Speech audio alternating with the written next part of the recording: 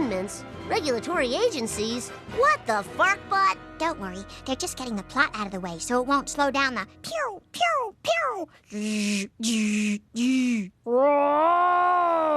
Jim Jam, what happened to the wheel covers on my landing gear? Mister sell them to buy Mister some space bliss.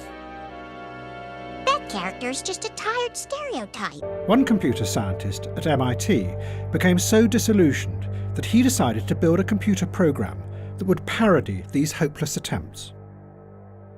He was called Joseph Weizenbaum, and he built what he claimed was a computer psychotherapist. Just like a therapist, people could come and talk to the machine by typing in their problems.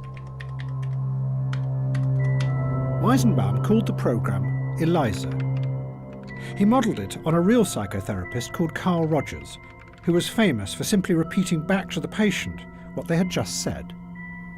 And that is what ELIZA did. The patient sat in front of the screen and typed in what they were feeling, and the program repeated it back to them, often in the form of a question. Men are all alike.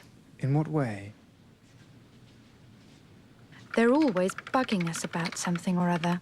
Can you think of a specific example? Well, my boyfriend made me come here. Your boyfriend made you come here. He says I'm depressed much of the time. I'm sorry to hear that you're depressed. It's true. I am unhappy. Do you think coming here will help you not to be unhappy? Well, I need some help. That much seems certain.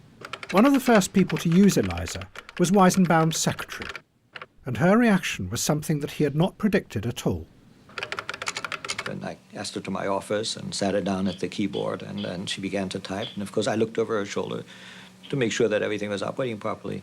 After 2 or 3 interchanges with the machine, she turned to me and she said, "Would you mind leaving the room, please?" And yet she knew, as Weizenbaum did, that ELIZA didn't understand a single word that was being typed into it. You're like my father in some ways. You don't argue with me. Why do you think I don't argue with you? You're afraid of me. Does it please you to think I'm afraid of you? My father's afraid of everybody. My father's afraid of everybody. Weizenbaum was astonished. He discovered that everyone who tried ELIZA became engrossed. They would sit for hours telling the machine about their inner feelings and incredibly intimate details of their lives. They also liked it because it was free of any kind of patronising elitism. One person said, "After all, the computer doesn't burn out, look down on you, or try to have sex with you."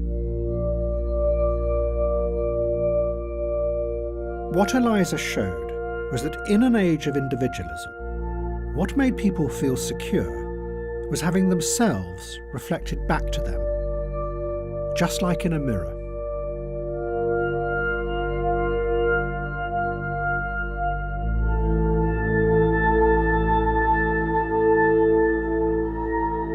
Artificial intelligence changed direction and started to create new systems that did just that, but on a giant scale. They were called intelligent agents. They worked by monitoring individuals, gathering vast amounts of data about their past behaviour, and then looked for patterns and correlations from which they could predict what they would want in the future. It was a system that ordered the world in a way that was centred around you. And in an age of anxious individualism, frightened of the future, that was reassuring, just like ELIZA. A safe bubble that protected you from the complexities of the world outside.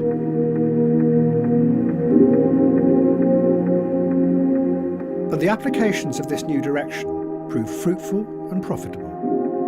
If you liked that, you'll love this.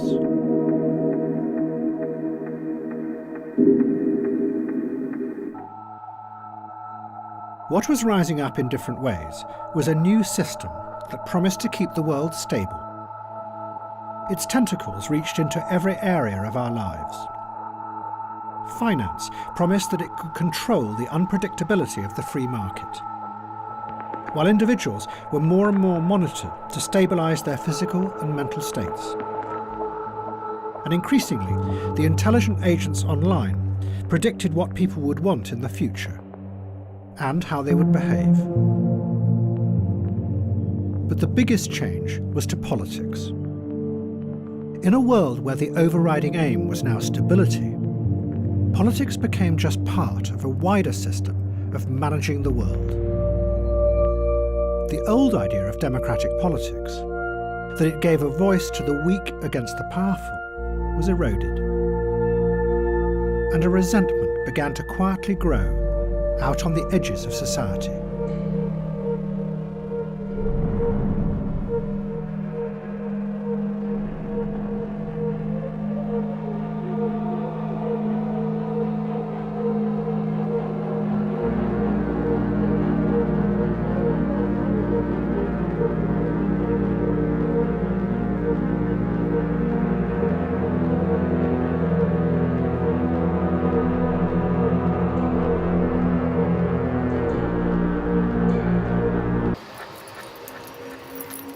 But the new system did have a dangerous flaw.